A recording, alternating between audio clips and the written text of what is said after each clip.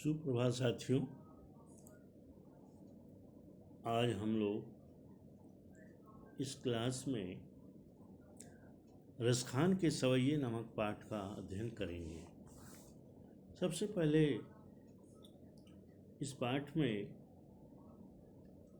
रसखान जी ने क्या बताया है, मैं आपको एक दो शब्द में बताना चाहता हूँ। सबसे पहले इस पाठ में रसखान के 4 जो सवैये दिए गए हैं, पहले में और दूसरे में कृष्ण और कृष्ण की ब्रजभूमि के प्रति कवि का अनन्य समर्पण भाव छिपा हुआ है। तीसरे सवैये में श्री कृष्ण के रूप के प्रति आसक्ति और अंतिम सवैये में मुरली की धुन के प्रभाव का बड़ा ही सुंदर वर्णन किया गया है। अब आपको इस सवैये का हम एक संक्षिप्त सारांश आपको बता रहे हैं कि रसखान रसों की खान कवि यहाँ पर पहले सवैये में ब्रजभूमि के प्रति कवि का जो अगाध लगाव है वो व्यक्त होता है। ये लगाव इतना गहरा होता है कि अगले जन्म में भी अलग अलग रूप में जन्म लेकर भी ब्रजभूमि में बसना चाहते हैं। एक कवि का कृष्ण के प्रति लगाव है। वे मनुष्य बने या पशु बने या पत्थर या ब्रजभूमि में ही जन्म लेकर अपना जीवन सार्थक बनाना चाहते हैं। इस तरह से पहले सवैये में कवि का ये समर्पण भाव है। इसके बाद आता है दूसरा सवैया। दूसरे सवैये में अब हर सवैये का थोड़ा भाव अलग अलग वर्णन किया गया है। दूसरे सवैये में कवि श्री कृष्ण से जुड़ी हर वस्तु से अपना लगाव प्रकट करता है। इस निर्जीव वस्तुओं को पाने के लिए कवि तीनों लोकों का राज्य त्यागने को तैयार है। नंद की गाय चराने में उसे असीम आनंद की अनुभूति होती है, जो ब्रज के करील के कुंजों पर सैकड़ों सोने के भवन को वह छोड़ने के लिए तैयार है। इस तरह से दूसरे सवैये में निर्जीव वस्तुओं को पाने के लिए कवि सब कुछ त्यागने को तैयार है। इस तरह से कवि अब तीसरे सवैये में क्या कह रहा है, तीसरे सवैये का भी अलग प्रसंग है। इस सवैये में कवि गोपियों की आसक्ति का वर्णन किया है। गोपियाँ कृष्ण से अनन्य प्रेम करती हैं, अलौकिक प्रेम करती हैं। कृष्ण के अलावा वो किसी को देखना नहीं चाहती। यहाँ तक कृष्ण की मुरली को भी साउथ के रूप में समझती हैं। वे श्री कृष्ण के रूप पर इतनी मोहित हो जाती हैं। एक गोपी श्री कृष्ण का रूप बनाकर श्री कृष्ण के सानिध्य का एहसास गोपियों को दिलाती है। गोपी श्री कृष्ण का हर श्रृंगार अपनाने को तैयार है, पर श्री कृष्ण की मुरली वह अपने ओठ पर धारण नहीं करना चाहती। क्यों नहीं करना चाहती? कृष्ण जब बांसुरी बजाते हैं तो वह उस बांसुरी में इतना लीन हो जाते हैं कि किसी से बातें ही नहीं करते। किसी किसी कवि में कवि ने तो इतना सुंदर वर्णन किया है कि बिहारी कवि का एक दोहा हमें याद आ जाता है कि इसी बांसुरी को लेकर ही उन्होंने वर्णन किया है कृष्ण और गोपियों के बीच में। तो कभी कभी कृष्ण जब बांसुरी बजाने लगते हैं तो इतना लीन हो जाते हैं कि गोपियों को उनकी याद ही नहीं रहती है। गोपियाँ चिढ़ जाती हैं और उनकी बांसुरी चुरा लेती हैं, मांगने पर देते हैं, देने को कहती हैं, जैसे ही बांसुरी लेने जाते हैं देने से इनकार कर जाती है। जैसे बिहारी कवि ने कहा कि बतरस लालच लाल की मुरली धरी लुकाए, दे सौह करे भावहन हंसे, देन कहे नट जाए। तो ये बिहारी कवि ने भी इस बात को यहाँ पर वर्णन किया है या आपने अपने काल के समय वर्णन किए हुए। इस तरह से चौथे सवैये में कवि रसखान ने श्री कृष्ण की मनमोहक मुस्कान को देखकर अपना होश ही हवास खो देते हैं।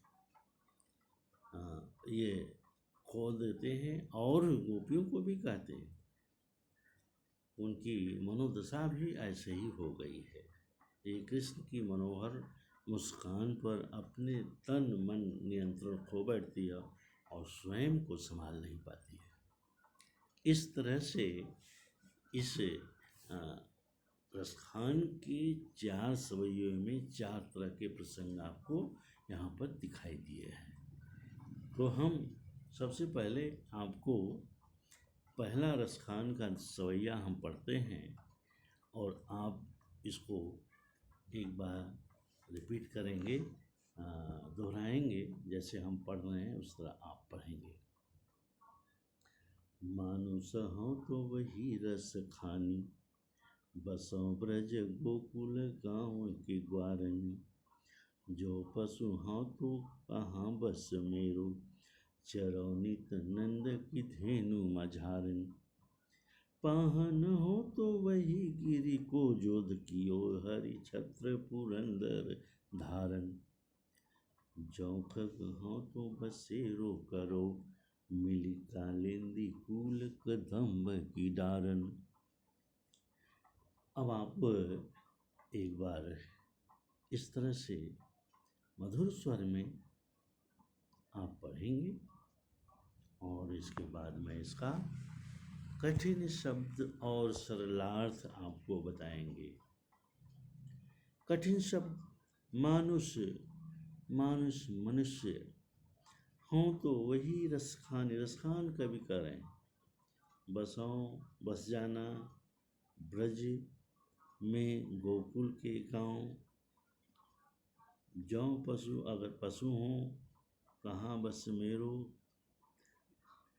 चरों चरना, नित हमेशा, नंद की, धेनु माने गाय, मझारन माने बीच में। आप लिखते जाइए इसको। पाहन पत्थर, हों तो वही गिरी, गिरी माने पहाड़, आप लिखते जाइए, गिरी माने पहाड़, जो कियो हरि छत्र पुरंदर धारन, हरि छत्र श्री कृष्ण के लिए कहा गया है और पुरंदर इंद्र। इसके बाद इंद्र ने जो धारण किया था, पुरंदर धारण, धारण करना, ठीक है। और जो खग, खग है यहाँ पक्षी, बसेरों बसेरा करना, रहना,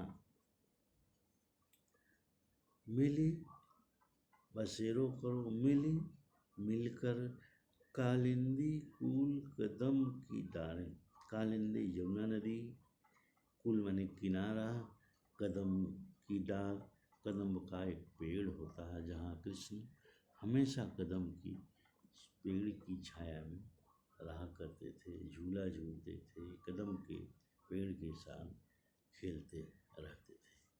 ठीक है, तो इस तरह से इस 4 लाइन के सवैये में आपको जो कठिन शब्द है मैंने आपको बताया, आप इसको अच्छी तरह से लिख लेंगे और मैं आपको इसका सरल अर्थ जो बिल्कुल सरल भाषा में रसखान ने बताया है, मैं आपको समझा रहा हूँ कि रसखान कवि कह रहे हैं कि अगर मुझे अगले जन्म में मनुष्य हो तो, मनुष्य का जन्म हो तो, मनुष्य योनि में पैदा हो तो बस जाऊं ब्रज के गोकुल गांव के बीच में। मैं अगर मनुष्य अगले जन्म में मैं अगर मनुष्य का रूप पा जाए तो ब्रज भूमि में गोकुल के गांव में ग्वाल बालों के बीच में बस जाऊं रहूं। जो पशु हूँ तो अगर पशु योनि में हूँ तो बस मेरा बस करता है चरूं नित हमेशा नंद की गाय। नंद भगवान नंद कृष्ण के लिए आया है। नंद की गाय, धेनु माने गाय बताया, बीच में मैं नंद की गाय के बीच में चरा करूं, अर्थात नंद अर्थात कृष्ण गाय चराने जाते थे, उस गायों के बीच में मेरा निवास हो, उन गायों के बीच में मैं रहूं। ठीक है, इसके बाद पाहन हो तो वही गिरि को जो कियो हरि छत्र पुरंदर धारा। देखिए यहाँ पर एक पौराणिक कथा है कि पाहन अगर मैं पत्थर बन जाऊं तो उसी पहाड़ पर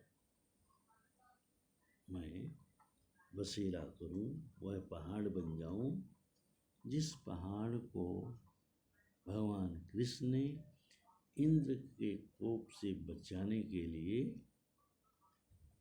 पहाड़ को धारण किया था। वो पहाड़ का क्या नाम है? गोवर्धन पर्वत।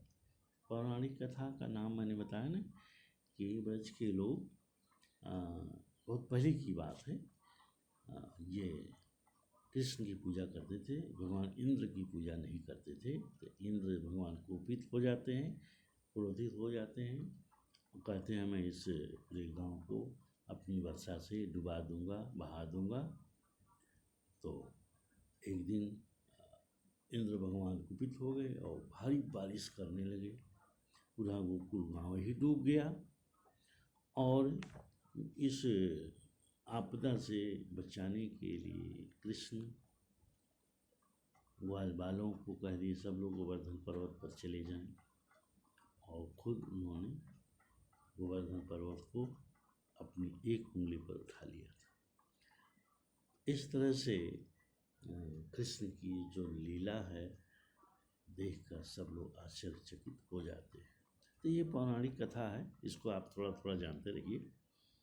और लास्ट में अंत में चौथी पंक्ति है, अगर खग बन जाऊं पक्षी बन जाऊं, जो खग हो तो बसेरो करो। अगर पक्षी बन जाएं तो बसेरा करूं, कहाँ बसेरा मेरा होगा? कालिंदी कुल कदम की डारन। कालिंदी यमुना नदी के किनारे कदम्ब की डाल पर मेरा बसेरा हो। ठीक है, तो इस तरह से एक बहुत ही सरल भाषा में मैंने आपको अर्थ बता दिया। और इसमें अब भाव सौंदर्य तो अच्छी तरह से याद हो गया होगा आपको। काव्य सौंदर्य, कठिन शब्द जहाँ तहाँ आया है, और भाषा देखिए यहाँ पर पौराणिक कथा मैंने एक बता दिया, उसका भी आप चर्चा कर सकते हैं। कालिंदी कुल कदम्ब किरारन, इसमें अलंकार। कौन सा अलंकार हो सकता है? इसमें अनुप्रास अलंकार हो जाएगा। कवर्ण की आवृत्ति 2 बार हो गई है, ठीक है। और ठीक है, और बाकी सब ठीक है। कठिन शब्द हो गया, अलंकार हो गया,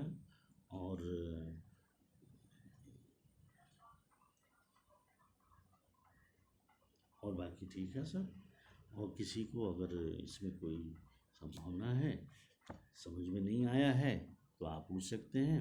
मैं आपसे सबसे पहले इसमें इसी 4 लाइन के इस ये सवाइये से मैं आपको 1-2 प्रश्न पूछना चाहता हूँ।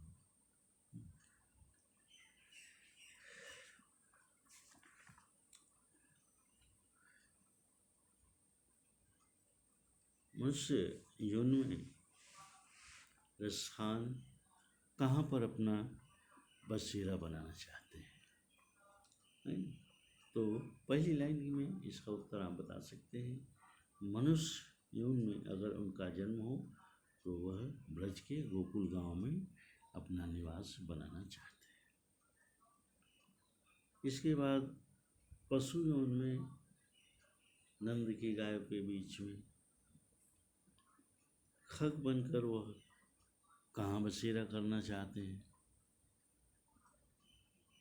जब राजस्थान को खग पक्षी उनमें जन्म लेना पड़े तो वे यमुना नदी के किनारे कदम्ब की डाल पर अपना बसेरा करना चाहते हैं। ठीक है, इस पहले सवैये में आप सभी को समझ में आ गया होगा अच्छी तरह से।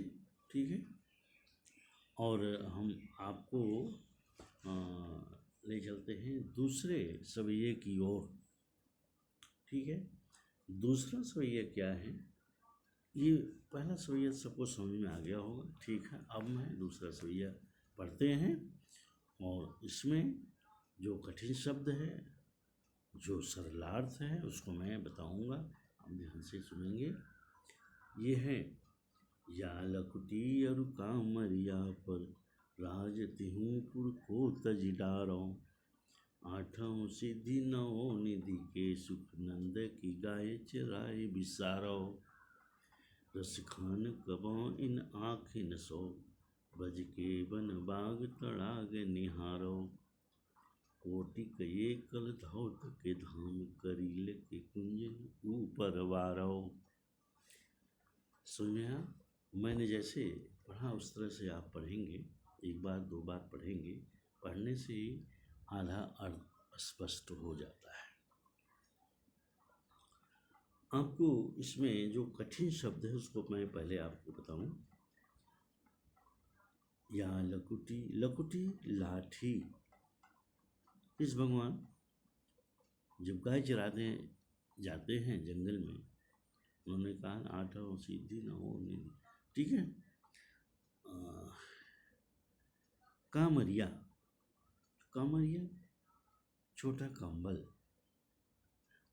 क्योंकि कृष्ण भगवान जब गाय चराने जाते हैं तो माँ यशोदा उन्हें सुबह सुबह माखन रोटी दे देती है, और भात भी बना के दे देती है, ये ले लेते हैं, और चारों पहर, सुबह, दोपहर, शाम और संध्या के समय ये गायों के साथ जंगल में ही रहते थे, आती नहीं थी फिर बीच में। शाम होने के बाद तभी ये आते थे।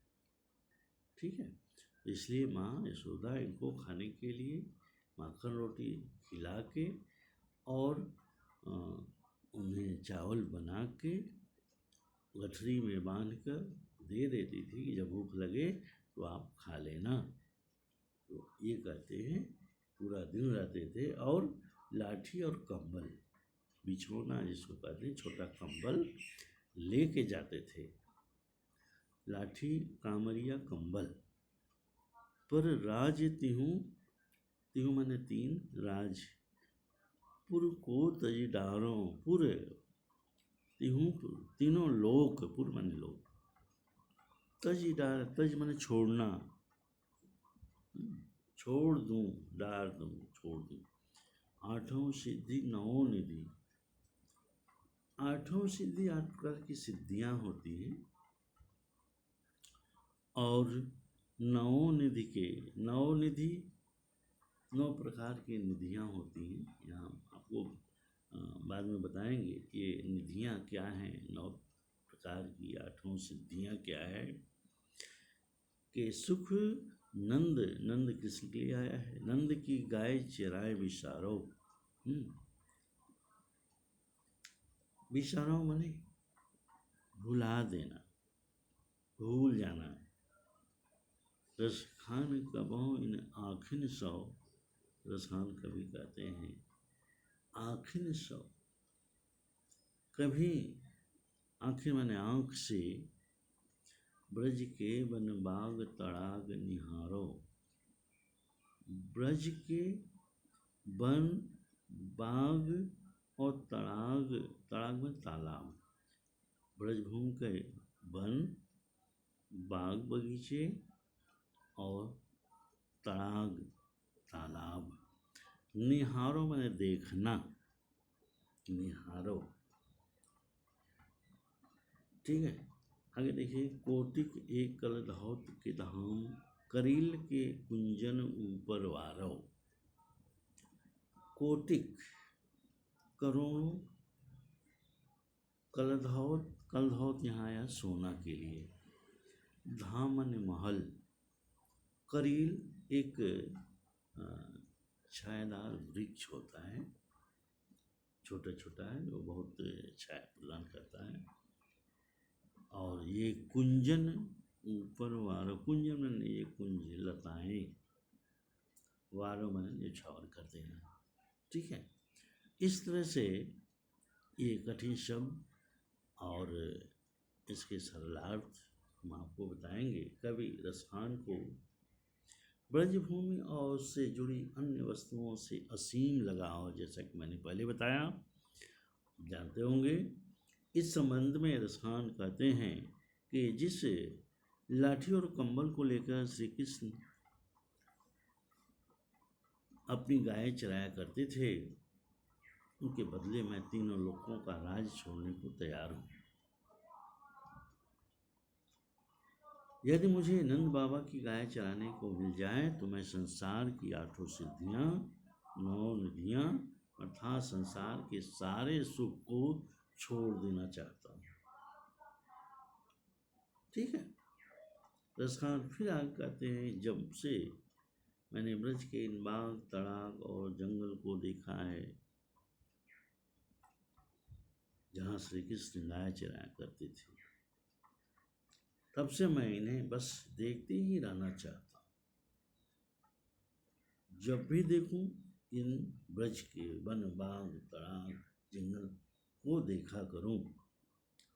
और जिस करील और लताओं की छाया में श्री कृष्ण विश्राम किया करते थे, उनके बदले में सोने के महलों को भी त्याग देना चाहता हूँ। इस तरह से रसखान का जो कृष्ण के प्रति अनन्य लगाव है, उसका बड़ा ही सुंदर वर्णन किया गया है। ठीक है, अब आपको समझ में आ गया होगा। अब इसमें इस 4 लाइन में जो भी प्रश्न बनता है, मैं आपको बता दें कि रसखान किसके बदले तीनों लोग को छोड़ देना चाहते हैं? लाठी और कंबल। ठीक है, लाठी और कंबल के लिए तीनों लोगों को, लोक को छोड़ देना चाहते हैं। ठीक है, बहुत शार्ट में एक एक शब्द का उत्तर है। और किन बातों से, दूसरा प्रश्न आपको बता रहे हैं, पता चलता है, किन बातों से पता चलता है कि रसखान का ब्रजभूमि से बड़ा ही लगाव है। ठीक है, अब इन बातों से पता चलता है, जैसे जब उनकी आंखें खुले तो क्या देखें, ब्रजभूमि के वन बाग तड़ाग निहारों।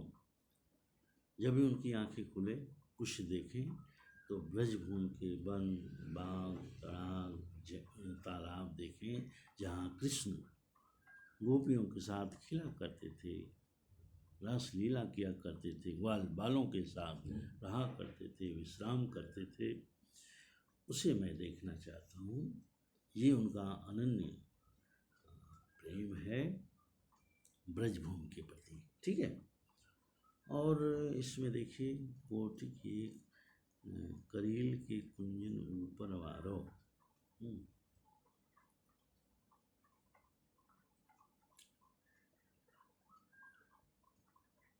ठीक, कोटि के कलदौ के धाम, क वर्ण की आवृत्ति यहाँ देखिए, कोटि कलधौर के, यान प्लस अलंकार हो जाएगा।